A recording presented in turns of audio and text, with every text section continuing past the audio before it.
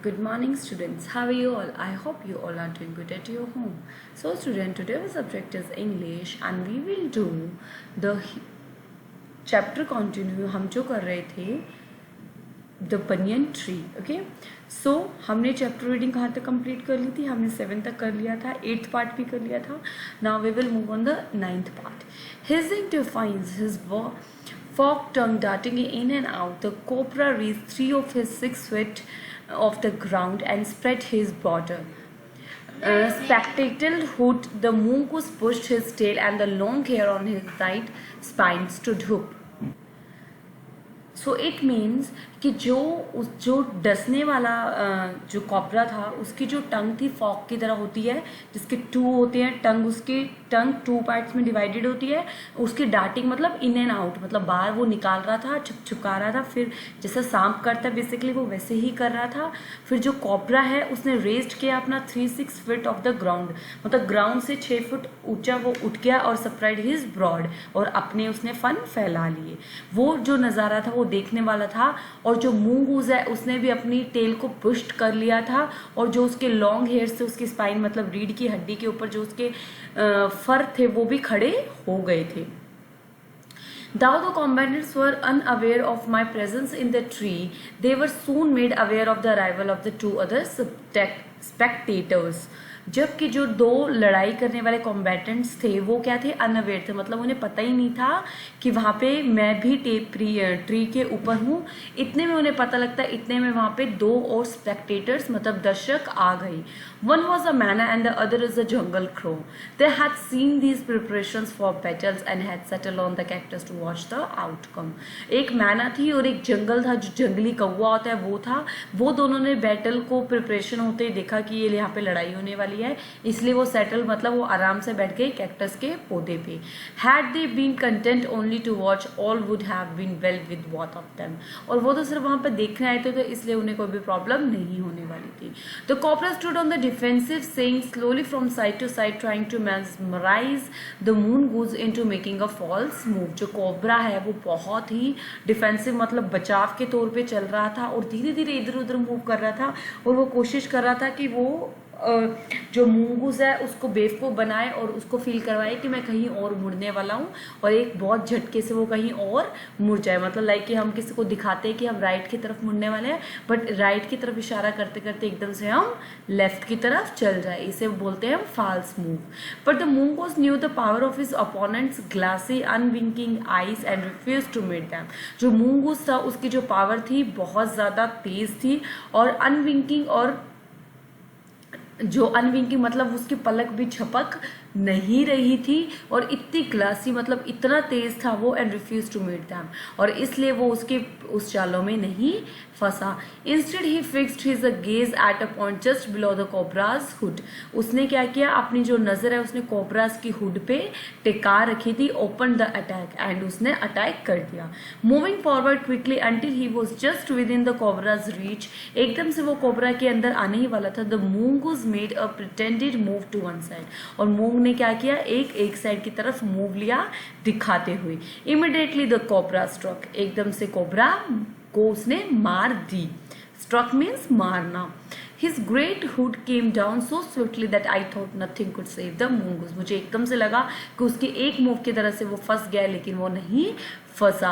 But the little fellow jumped neatly to one side and darted in as swiftly as the cobra, biting the snake on the back and darting away again out of reach. जो mongoose है मुझे ऐसा लग रहा था फंस गया, but लेकिन उसने एकदम से क्या किया? दूसरी साइड जंप किया, कोबरा के बैक में गया और कोबरा को बाइट किया उसने स्नेक की मतलब पीठ के ऊपर, और फिर से वापस वो अपनी जगह पे आ गया. At the same moment that the cobra struck the crow, the manna and the curled themselves at him only to collide heavily in the midair.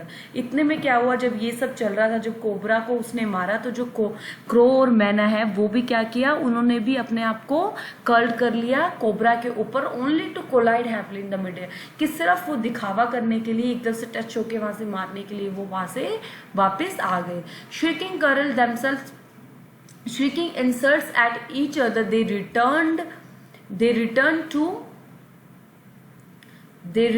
to the cactus plant, and a few drops of blood glistened on the cobra's back. एकदम से क्या हुआ, जब उसने ये सारी चीजें देखी तो उसने एक दूसरे को रिटर्न करते हुए वो क्या हुआ, एक दूसरे को टकराते हुए उन्होंने ऐसा मूव लिया कि एक दूसरे से टकराए और कोबरा के ऊपर उन्होंने टच हुए और वापस से वहां पे जाके वो कैक्टस पे बैठ गए। इसकी वजह से जो उनकी कुछ खून की बूंदें थी वो भी कोबरा की बैक के ऊपर गिर गई।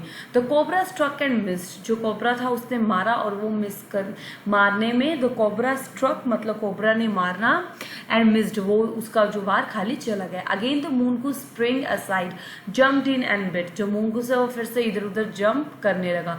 Again the birds dived at the snake and bumped into each other instead and return shrieking to the safety of the cactus. फिर से जो बर्ड्स है उन्होंने क्या वो स्नेक के ऊपर मारना चाहा, बट वो एक दूसरे से टकरा के और वापस आके कैक्टस के ऊपर बैठ गए अपनी सेफ्टी के लिए। The third round followed the same course as the first one but one dramatic difference. पहले भी सेम वही चीज हो रही थी, वही चीज हुई तीसरे पार्ट में भी जो पहले हुई थी। The crow and the myna still determined to make the part in the proceeding. जो क्रो एंड जो मैना है उन दोनों ने क्या किया, डिटरमाइन किया उस प्रोसीडिंग में पार्ट लेने का। Dived at the cobra but this time they missed each other as well as their mark. और इस बार उन्होंने फिर से डाई करना चाहा कोबरा के ऊपर, लेकिन वो क्या हुआ, एकदम से मिस कर गया उनका मार्क और वो एक दूसरे से टकरा के नहीं गिरे। द मैना फ्लू ऑन, जो मैना है वो उड़ गई, and the reached its perch but the crow tried to pull up in mid air and turn back. जो क्रो है वो फिर से मिड एयर के अंदर घूमना चाह रहा था और वहां पे जाके सेटल हो गया। In the second that it took the bird to do this the cobra whipped his head back and struck with great force, his snout thudding against the crow's body। Second बारी में क्या हुआ, जो bird था वो cobra को whipped करने उसके हेड के बैक पे गया, struck with great force, और वो एकदम से फंस गया वहां पे, and his snout thudding against the crow's body, और क्रॉस की बॉडी पे उसने अफेक्ट किया। I saw the bird flung nearly 20 feet across the garden। मैंने क्या देखा, जो birds हैं फ्लाई कितने कर गई ऊंचे कि 20 feet across the garden। It fluttered about for a while then lay still। एक बार उन्होंने ये चीज किया फिर वो आके फिर से एकदम से नीचे गिर गई, मतलब लेट गई। The myna remained on the cactus plant when the snake and the mongoose return to the fight very wisely decided not to interfere again. जो मैना है वो फिर से जाके वापस अपने कैक्टस के प्लांट पे बैठ गई और उसने डिसाइड किया कि अब वो इंटरफेयर नहीं करेगी। The cobra was winking and the mongoose walking fearlessly up to it, raised himself on his short legs with a lightning snap, had the big snake by the snout। जो cobra है वो winking करने लग गया, जो मूनगोज है वो क्या है fearlessly मतलब बड़ा शक्ति से और बड़ा जिसे हम बोलते हैं बड़े आत्मविश्वास के साथ वो fearless बिना डरे हुए वो वहां पे गया और अपने आप को उसने रेस्ट किया, अपनी छोटी लेगों पे छोटे पैरों पे वो खड़ा हुआ और lightning snap had the big snake by the snout, और उसने जाके बिग स्नैक के सामने स्नोट किया। The cobra wreath and lashed about it in a frightening manner. जो कोबरा और जो कोबरा था वो बहुत ज्यादा गुस्से में और एकदम से जाके फ्राइटनिंग मैनर में मतलब तरतराक तरीके से जाके even it coiled itself about the mongoose but not to avail. The little fellow hung grimly on until the snake had ceased to struggle. उसने तब तक उसे नहीं छोड़ा जब तक वो स्नेक स्ट्रगल कर रहा था। ही then went along its squaring length, gripped it round the hood and dragged into the bushes। और वो एकदम से उसने क्या किया, ग्रिप मतलब अपनी हुड के अंदर उसने ग्रिप कर लिया उस चीज को, मतलब एकदम से उसको घेर लिया वहां से अपनी लेंथ को और एकदम से बुशेस में जाके ड्रैग कर दिया मतलब गिर दिया। The myna dropped cautiously to the ground. जो मैना है वो भी cautiously मतलब चक्कर खा के नीचे गिर गई थी। Hopped about, peered into the bushes from a safe distance, और वो उस bushes से थोड़े दूर के डिस्टेंस पे जाके and then with a shrill cry on congratulation flew away, और इतने में उसे congratulations बोल के वो वहां से उड़ गई। ओके, सो ये आपका चैप्टर था। कुछ यहाँ पे वर्ड मीनिंग्स हम वो कर लेते हैं। Spy, watch secretly. रिसेंट का मीन होता है डिसलाइक करना, किसी भी चीज को नापसंद करना। मॉसल्स होते हैं स्मॉल पीसेस ऑफ फूड, किसी भी खाने के छोटे छोटे पीसेस। डेल्विंग मीन्स होता है गोइंग डीप इनटू के मतलब किसी चीज के अंदर डीपली जाना। Propping my self up, learning against मतलब किसी चीज से अगेंस्ट जाना। अमर्जिंग मीन होता है केम आउट, वहीं से बाहर निकलना। डिफाइंस मीन्स होता है रेबिलियन करना, किसी चीज से बदला लेना। डार्ट मीन्स होता है मूव क्विकली, मतलब एकदम से इस जगह से दूसरी जगह पे पहुंच जाना। कॉम्बैटेंट्स मीन होता है पार्टिसिपेंट्स इन अ फाइट, कि जो लोग लड़ते हैं या 2 या 3 पार्टीज होती है उन्हें हम क्या बोलते हैं, कॉम्बैटेंट्स बोलते हैं। सो ठीक है, ये आपके एक्सरसाइज पोर्शन हो गया, सॉरी आपका ये वर्ड मीनिंग पोर्शन हो गया। अब हम करेंगे एक्सरसाइज पोर्शन, जो कि है हमारा फर्स्ट में फिलिंग इन द ब्लैंक्स है, उसको हम कैरी ऑन करेंगे। हमारा फर्स्ट फिलिप्स है, my first friend was a small grey. उसका फर्स्ट फ्रेंड कौन था, स्मॉल ग्रे स्क्वेरल, मतलब एक गिलहरी थी। The banyan tree was the dash place in the garden. जो बनियन ट्री था वो सबसे नोइजेस्ट प्लेस थी गार्डन के अंदर। I had built a dash platform, I had built a crude platform. The cobra was dash and dash, the cobra was skillful and experience. जो cobra था वो उसमें कला भी थी और एक्सपीरियंस भी था। Answer the following questions with the reference to the content. अब आपने क्या करना है, you have to open your notebooks, उसमें आप क्वेश्चन पार्ट बी लिखेंगे, उसके अंदर आप ये लाइन कॉपी करेंगे यहाँ से, again the mongoose sprang aside, jumped in a bit। इसका क्या करेंगे, फिर हम इसके क्वेश्चन आंसर्स करेंगे। ये लाइन लिखने के बाद आपको क्या करना है, क्वेश्चन नंबर 1 लिखना है, नेम द लेसन, फिर आपको आंसर नंबर 1 जो मैं बताऊंगी वो लिखना है, फिर answer number 2, then answer number 3। Okay, question को यहीं से उतारेंगे, वीडियो को पॉज करके, फिर वीडियो को प्ले करके क्वेश्चन का आंसर और क्वेश्चन दोनों का मीनिंग समझेंगे और उसे नोट डाउन करेंगे। The first is name of the lesson. The name of the lesson is the banyan tree. Name क्या था लेसन का, banyan tree. Why did the mongoose spring aside. जो मूंगूस है वो एकदम साइड क्यों हुआ। The mongoose sprang aside to save himself from the attack of the cobra.